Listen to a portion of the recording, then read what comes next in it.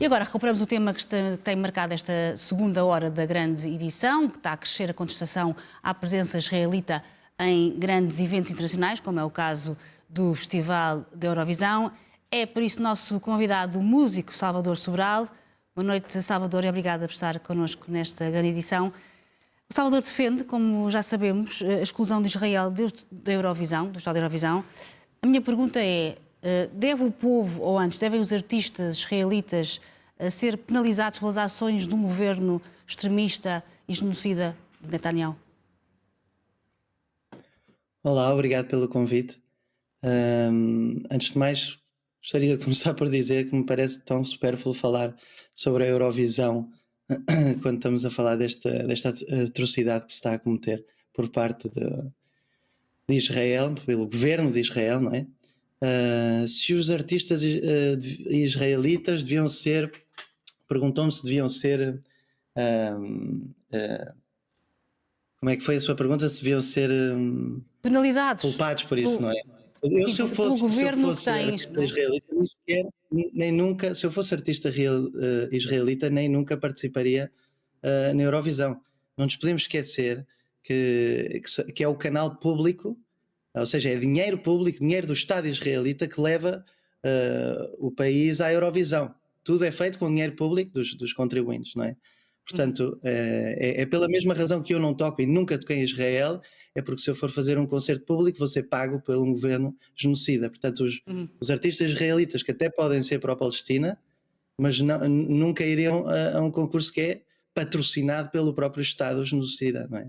Claro. Portanto, A eu acho Europa que deve, portanto, Salvador, a Europa deve, portanto, banir Israel deste festival. O que não aconteceu, ou seja, mas Sim, mas como o grande patrocinador deste certame é israelita, vai ser difícil, não é? Mas o ideal era que todos os países saíssem, então assim eles participavam sozinhos, olha, é da maneira que ganhavam, não é?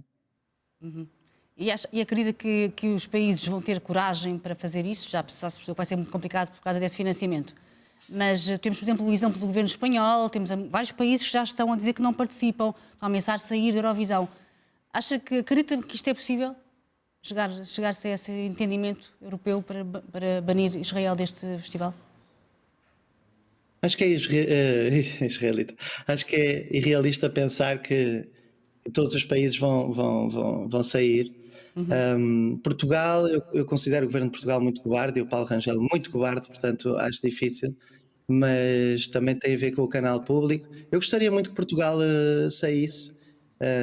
É outra vez um ato simbólico, não é? Como eu tenho vindo a dizer, que é um ato puro simbólico, como é simbólico reconhecer o Estado da Palestina que acabou de acontecer, mas o ideal seria começar a impor sanções a Israel, Israel. mas se tal não vai acontecendo, eu já ficaria feliz com esse simbolismo de sair da Eurovisão. Acha que a Europa tem tido dois pesos e duas medidas em relação à Rússia e a Israel? Totalmente, mas quando começou a invasão na Ucrânia, fomos os primeiros, enquanto União Europeia, a impor sanções à Rússia, a Eurovisão, como é que se chamava o tenista russo, coitado, também não pôde participar em nenhuma competição, ou seja, há dois pesos e duas medidas totalmente, há uma desigualdade de critérios vergonhosa. Em relação ainda a Israel e aos artistas israelitas, tem tido algum contacto com alguns músicos lá? Enfim, o que é que sente da parte dessa comunidade artística de Israel? Tem algum contacto e alguma ideia do que é que eles pensam sobre isto? Devo-lhe dizer que vivo numa bolha de esquerda caviar intelectual, mas os meus amigos israelitas, tenho um amigo pianista que vive aqui em Barcelona também, que é o Shai Maestro, que decidiu sair de Israel e viver para aqui, porque não queria fazer parte de um Estado genocida, e é obviamente pelos dois Estados e para a Palestina. Esse é sim o que eu mais tenho contacto, mas todos os que eu sigo no Instagram têm todos o mínimo de empatia e de humanidade, não é? Que não querem que continue a escalar, já vai em 70 mil mortes, obviamente que eles não querem isso que estejam ligados a isso, não é? Tenho uma amiga também que emigrou para aqui com a sua filha, que até a casa dela em Tel Aviv foi destruída pelo Hamas, e ela continua sendo pró-Palestina e pelos dois Estados. O Salvador há pouco dizia que considerava que o governo português tem sido cobarde. Acha que demorou demasiado tempo a fazer este reconhecimento? Acha que foi atrás dos outros países? Qual é a sua opinião sobre isso? Olha, vou-lhe dar um exemplo que eu acho muito engraçado pensar nisto, que é a flotilha que está a ir agora para Gaza, a qual o Estado português não deu nenhuma proteção e nem sequer fala sobre o assunto. Nessa flotilha está a ex-presidente da Câmara de Barcelona, a Ada Colau, e ela está nesta flotilha, e eu comecei a pensar, não sei você, imagina o Carlos Moedas numa flotilha até Gaza? Eu não, com aquele chapéuzinho de pescador, eu não imagino, também não imagino o Paulo Rangel. Enfim, para dizer como as coisas são diferentes neste país, em Espanha e Portugal.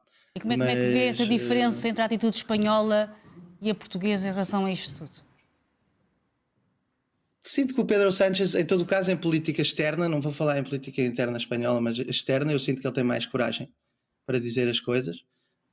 E nós não temos, pronto, o nosso governo não tem, o nosso governo nem internamente tem coragem. Se nós, o governo, a AD, o que faz é agradar aos votantes do Chega, e com medo que os votantes do Chega continuem a votar no Chega e tentam. Então eles nem sequer na política interna têm coragem. Como é que alguma vez na política internacional vão ter algum tipo de coragem? Não têm. Salvador, voltando à questão do reconhecimento, acha que isto, para além de simbólico, acha que vai ter algum efeito prático nesta guerra? Ou pode até complicar mais as coisas do Israel? Eu gosto de pensar em exemplos como. Ai, desculpe, pensava que já tinha acabado. Gosto de pensar em exemplos como a África do Sul, não é? Que a pressão internacional fez com que o apartheid acabasse. Porque é que não pode acontecer aqui também? Uma pressão de sanções tal que sufoca completamente o Estado de Israel e que tenha que ser obrigado à criação de dois Estados. Eu gosto de acreditar nisso, acho que sim. Se continuamos com atos simbólicos mais atos concretos, acho que é possível.